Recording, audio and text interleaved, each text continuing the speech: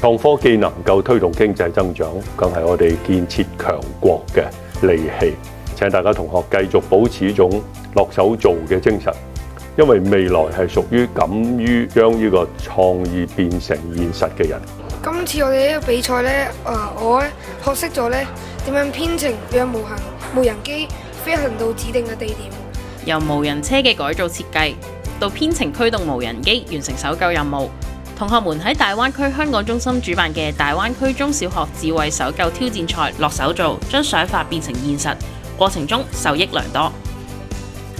除咗團隊合作之外咧，就學到話臨危不亂，因為我哋都喺比賽開始之前遇到啲困難啦，就係架車有少少故障。咁好彩我哋嘅隊員就好冷靜咁樣咧，就去處理咗呢個問題。可能喺我哋嗰個運輸車方面個編程可以再整得更加精準啲，同操控嗰個運輸車方面都係有啲調教，例如話比較精準少少個轉彎咁樣。我們克服了那些炸機，還有跑偏線的那些困難，獲得了100分，我覺得我很驕傲。我哋去面對一啲困難嘅時候咧，我哋要用一種放鬆嘅平常心嘅心態去面對呢個困難。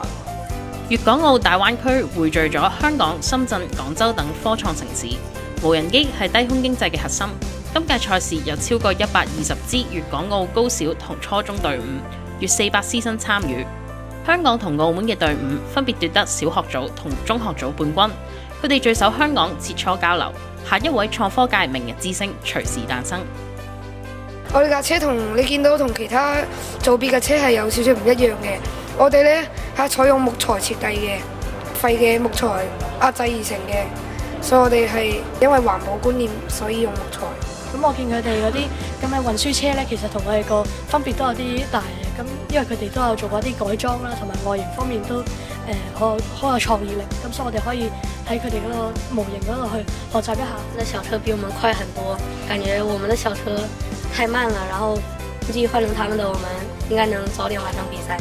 而家人工智能時代出現啦，咁好多學生點樣利用呢個人工智能去學習啊之外呢，其實學校嘅目標呢，是否能夠培養佢哋嗰個創意能力，能夠將來佢哋創造2.0、3.0嘅人工智能就好啦。